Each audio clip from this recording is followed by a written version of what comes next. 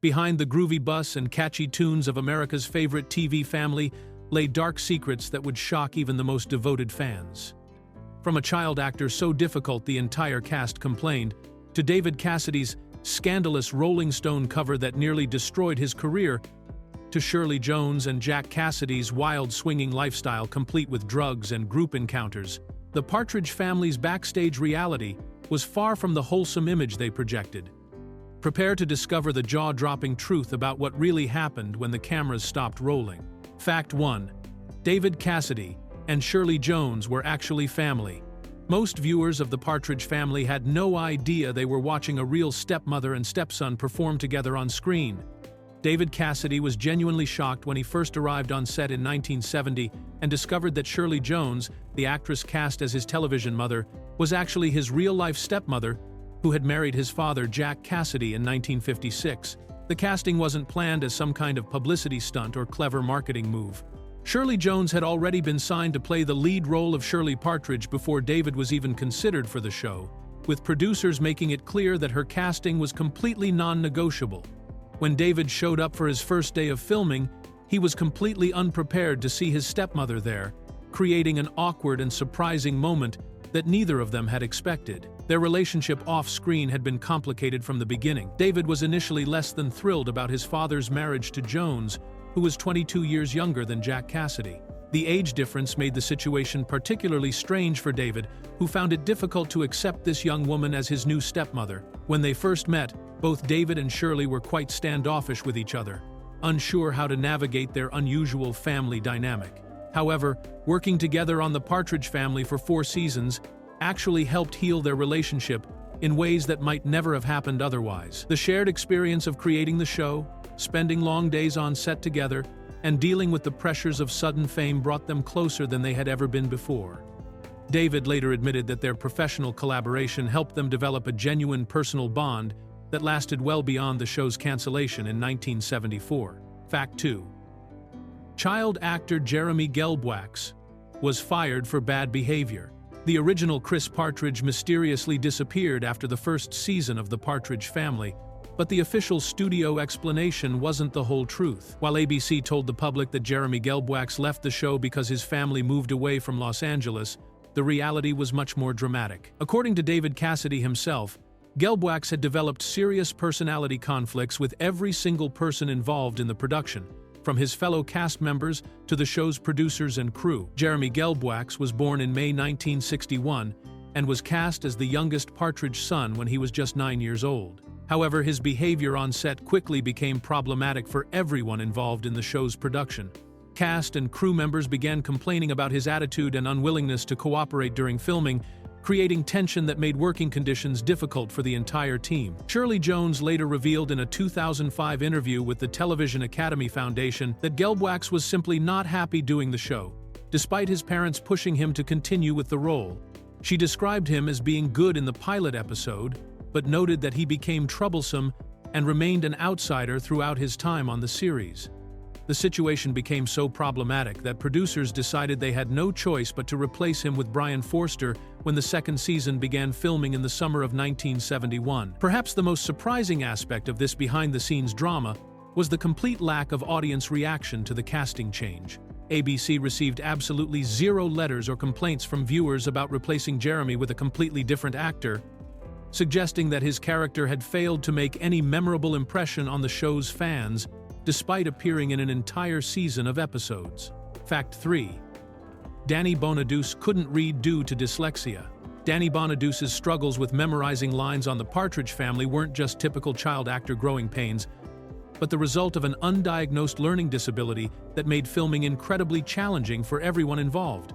The red-headed 10-year-old who played the wisecracking Danny Partridge had such severe difficulties with his lines that he once required 36 takes to complete a relatively simple and uncomplicated scene, frustrating directors and slowing down production significantly. The problems became even more obvious during script readings, where Bonaduce could barely make it through his parts without stumbling over words or losing his place entirely.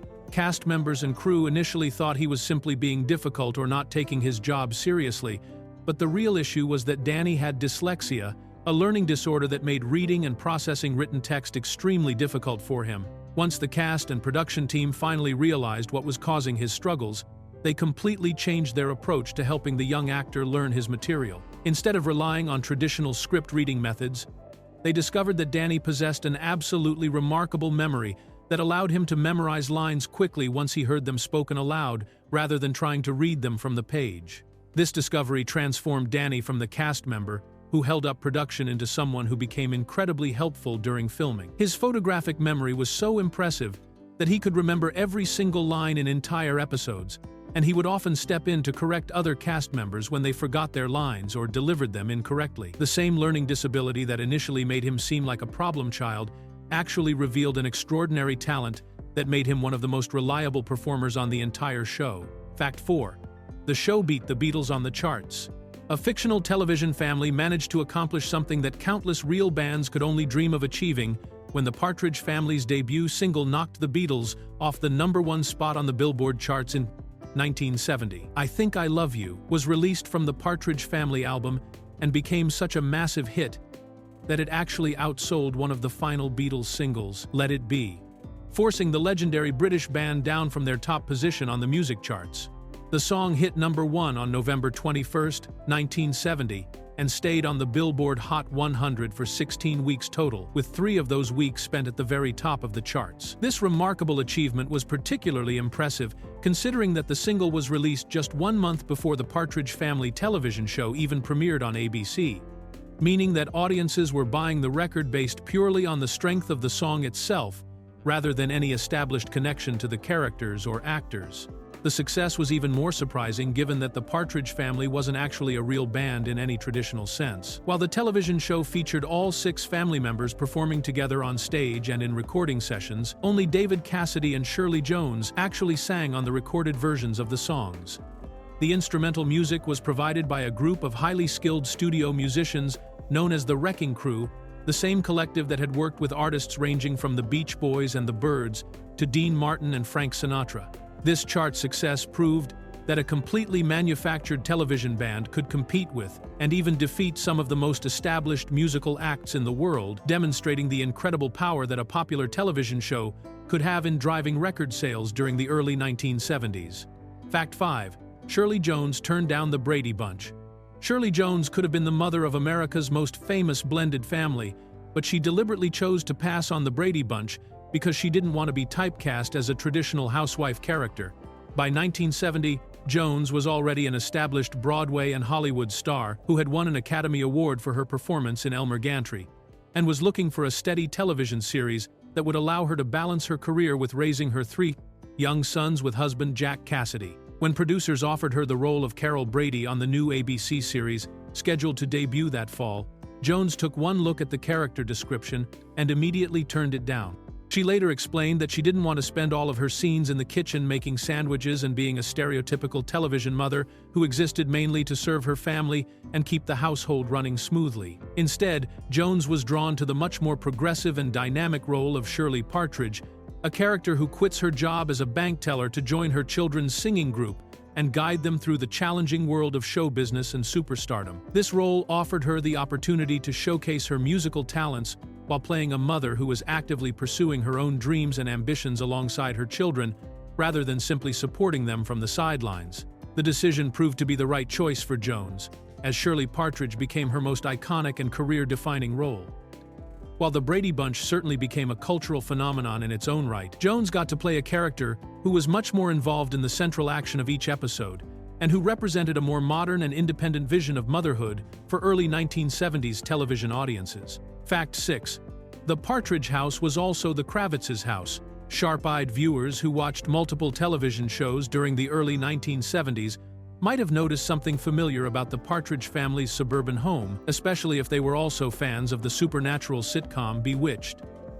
The house where Shirley Partridge raised her musical children was actually the exact same residence used for Abner and Gladys Kravitz, the nosy neighbors who lived next door to which Samantha Stevens and her mortal husband Darren on the long-running ABC series.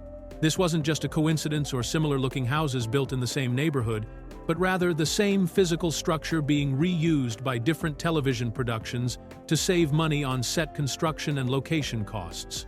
The entire block where this house was located became something of a popular destination for television producers looking for typical American suburban settings, and it appeared in numerous shows throughout the 1960s and 70s. The house and surrounding neighborhood had an impressive television resume that extended far beyond just the Partridge Family and Bewitched. The same block was also used for filming scenes in I Dream of Jeannie, the classic sitcom about an astronaut and his magical genie companion, as well as earlier shows like Dennis the Menace and The Donna Reed Show, making it one of the most frequently filmed residential areas in television history. Sometimes the recycling of locations created amusing visual overlaps between different shows. There were several episodes of The Partridge Family where viewers could clearly see Samantha and Darren Stevens' house prominently featured in the background as the colorful Partridge Family bus drove past on its way to various musical performances and adventures. The house even made a transition to the big screen decades later, appearing in the Reese Witherspoon movie Pleasantville, proving that some television locations have remarkable staying power. Fact 7. David Cassidy posed nude to escape the show. David Cassidy made one of the most shocking decisions in teen idol history when he deliberately chose to appear naked on the cover of Rolling Stone magazine in 1972, knowing it would likely destroy his squeaky clean image and his relationship with the Partridge Family. At 21 years old, Cassidy had grown increasingly frustrated with being trapped in his bubblegum pop persona and desperately wanted to break free from his contract and move on to more serious artistic endeavors. The controversial photo shoot was conducted by legendary photographer Annie Leibovitz, and the accompanying interview became known as the infamous Naked Lunchbox story, after the magazine's headline. In the article, Cassidy spoke openly about his wild lifestyle, telling reporter Robin Green about his experiences with drugs and casual relationships, completely shattering the wholesome, family-friendly image that had made him famous. This calculated act of professional rebellion had immediate and devastating consequences for Cassidy's career in family entertainment. Major sponsors, including Coca-Cola, immediately abandoned television specials that featured him, and television networks became extremely reluctant to work with the former teen heartthrob who had intentionally destroyed his marketable image. Annie Leibovitz later reflected on the photo shoot with mixed feelings, saying that Cassidy had done something he really shouldn't have and got into deep trouble for it, but she also noted that he had thanked her years later because the scandal ultimately moved his career forward in the direction he wanted. According to the reporter who conducted the interview, Cassidy's decision to shed his image and become more mature was completely deliberate, representing his conscious choice to commit what amounted to professional suicide in order to escape the constraints of his Partridge Family contract and teen idol status. Fact 8. Jack Cassidy had bizarre jealous behavior. Jack Cassidy's mental state deteriorated dramatically as the Partridge Family became more successful, with his jealousy over his wife and son's fame manifesting in increasingly disturbing and erratic behavior that shocked neighbors and family members alike. As a former star of stage and film himself, Jack struggled to cope with being overshadowed by his famous family members, and his ego couldn't handle watching Shirley Jones and David Cassidy achieve the kind of success that had begun to elude him in his own career. Jack's behavior became so bizarre during the early 1970s that neighbors reported seeing him watering his lawn completely naked, apparently unconcerned about who might witness his strange conduct. Even more troubling were reports that he had begun referring to himself as Jesus Christ on multiple occasions, suggesting that his mental health was seriously deteriorating as his resentment and jealousy consumed him. The situation was made worse by Jack's struggles with alcoholism and anger issues, which David Cassidy later revealed had led to physical and emotional abuse of him and his brothers throughout their childhood. The combination of mental illness, substance abuse, and overwhelming jealousy created a toxic environment that put tremendous strain on the entire family during what should have been a time of celebration and success. Jack's marriage to Shirley Jones ultimately couldn't survive the pressure, and the couple divorced in 1975 after nearly 20 years together. Tragically, Jack Cassidy's life came to an end just 1 year later in 1976, when he died in a fire at his Los Angeles apartment that was caused by one of his own cigarettes. He was only 49 years old when the accident occurred, bringing a sad conclusion to a life that had been increasingly marked by instability and destructive behavior. Fact 9. Susan Dey suffered from severe anorexia.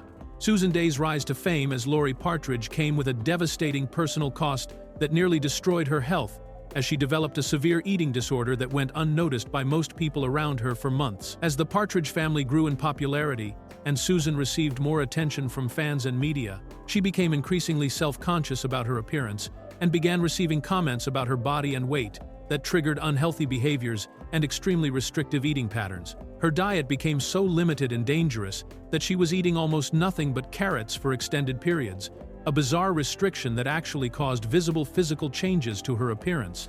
The cast and crew eventually noticed that Susan's fingers had turned orange from consuming massive quantities of carrots while avoiding most other foods, but many people didn't realize this was a sign of a serious eating disorder rather than just an unusual dietary preference.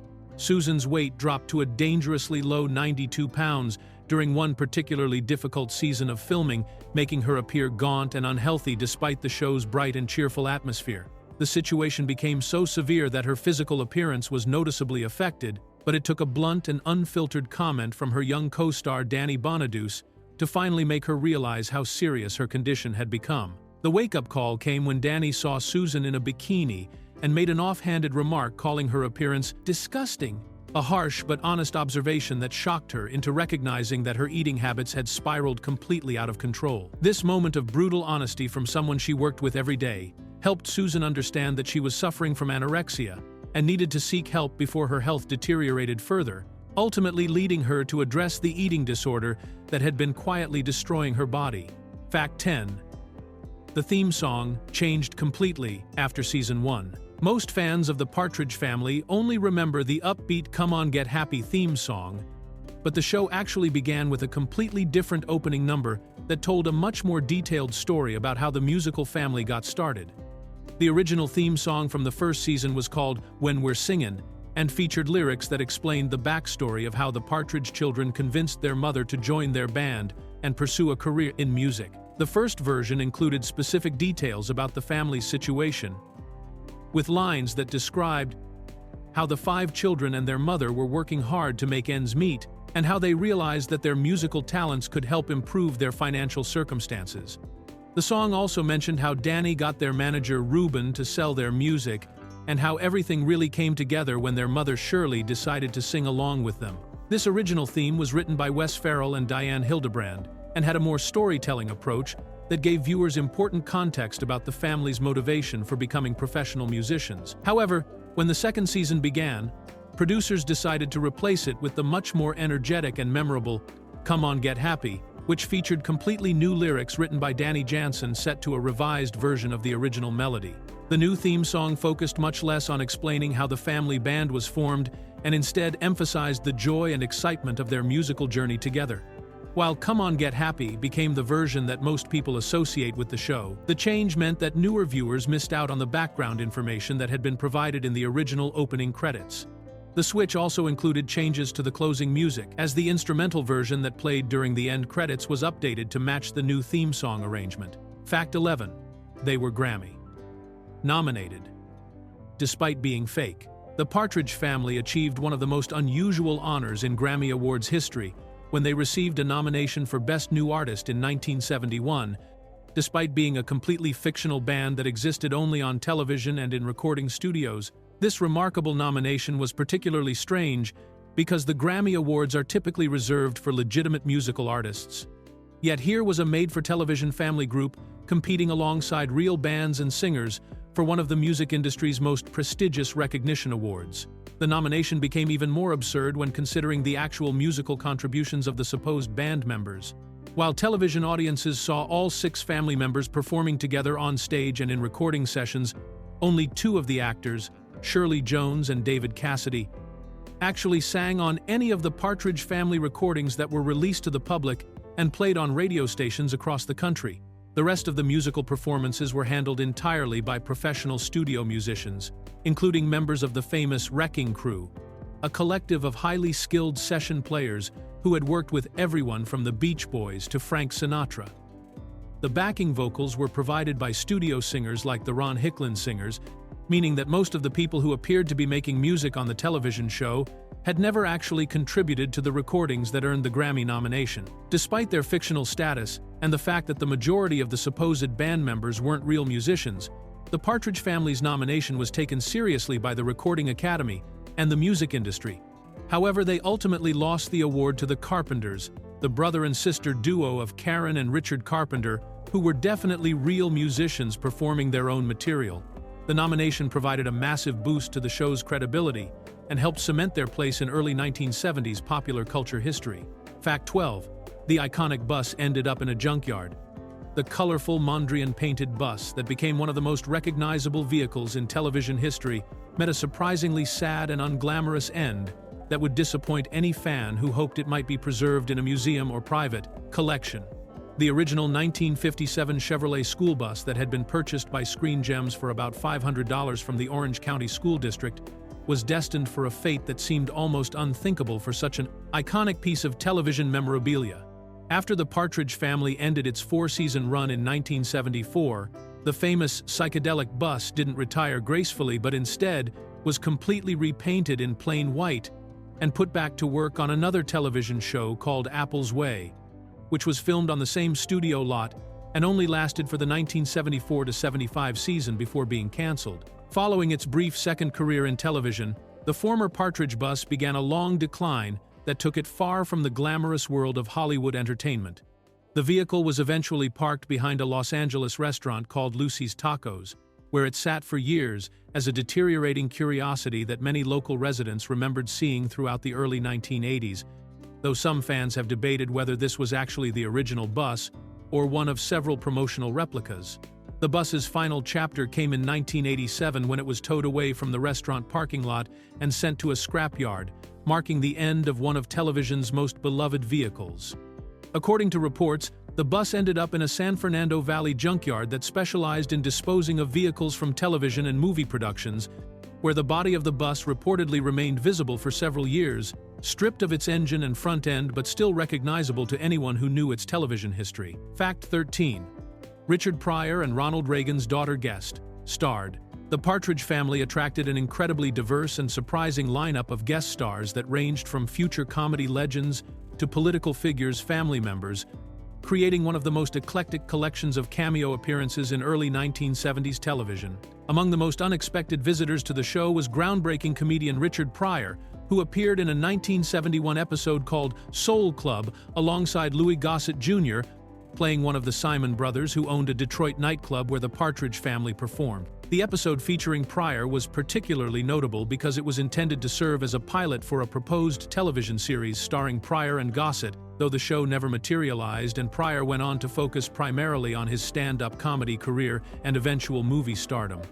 This appearance on The Partridge Family was one of Pryor's final television acting roles before he moved away from TV work entirely. Perhaps even more surprising was the appearance of Maureen Reagan, the daughter of then California Governor Ronald Reagan, who would later become President of the United States. Her guest spot demonstrated the show's broad appeal across different social and political circles, attracting participants from the highest levels of American society. The show also served as an early launching pad for several actors who would become major stars in the following decades. Mark Hamill appeared as Laurie's boyfriend several years before he would become internationally famous as Luke Skywalker in the original Star Wars trilogy. Future Charlie's Angels stars Farrah Fawcett, Jaclyn Smith, and Cheryl Ladd all made separate guest appearances on different episodes, along with other notable performers including Rob Reiner from All in the Family, Ray Bolger and Margaret Hamilton from The Wizard of Oz, and even an uncredited cameo by country music legend Johnny Cash in the very first pilot episode. Fact 14. They had a bizarre animated sequel in space. One of the strangest chapters in Partridge Family history occurred when Hanna-Barbera Productions created an animated sequel that transported the musical family more than 200 years into the future for no logical reason whatsoever.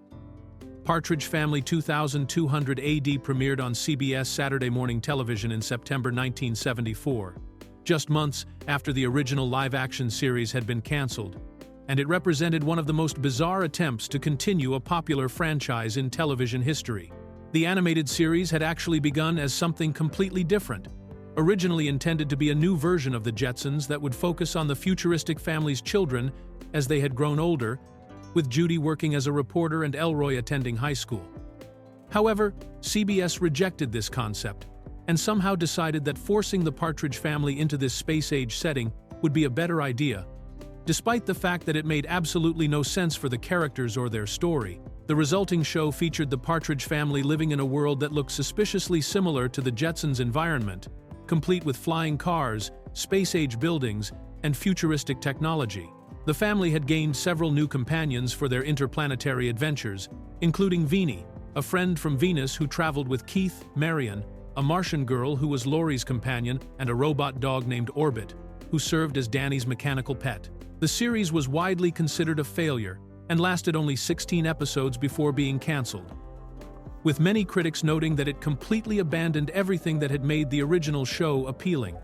Shirley Jones and David Cassidy refused to provide voices for their animated counterparts, and Susan Dey only participated in 2 episodes before quitting the project entirely, leaving the remaining voice actors to carry on without the original stars who had made the franchise famous. Fact 15. David Cassidy made only $600 a week, despite massive fame. David Cassidy became one of the most exploited young stars in entertainment history when he was earning just $600 per week while generating millions of dollars in profits for television producers, record companies, and merchandise manufacturers who were using his name and image to sell everything from lunchboxes to clothing. At the peak of his fame as a teen idol, Cassidy was headlining sold-out concerts in massive stadiums around the world, with screaming fans mobbing him wherever he went, and his face appearing on countless products that were flying off store shelves. The reason for this shocking financial disparity was that Cassidy had been only 19 years old when he signed his original contract for the Partridge Family, making him legally a minor who couldn't negotiate the terms of his own agreements. The entertainment industry took full advantage of his youth and inexperience, locking him into a deal that gave him almost no share of the enormous profits that his popularity was generating for everyone else involved in the production. While David was restricted to his small weekly salary, fans were spending millions of dollars on Partridge Family albums, concert tickets, and merchandise featuring his likeness, with most of those profits going directly to the studios and record companies rather than to the young performer who was actually responsible for the success. The situation became so egregious that Cassidy would come home from sold-out tours to find naked women camping out in his car and breaking into his house, yet he was still receiving the same modest paycheck that had been established when he was a teenager.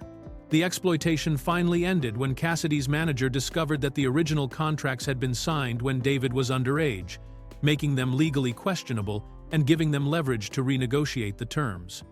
This revelation allowed Cassidy to finally receive proper compensation for his work and royalties from the records where he provided the lead vocals.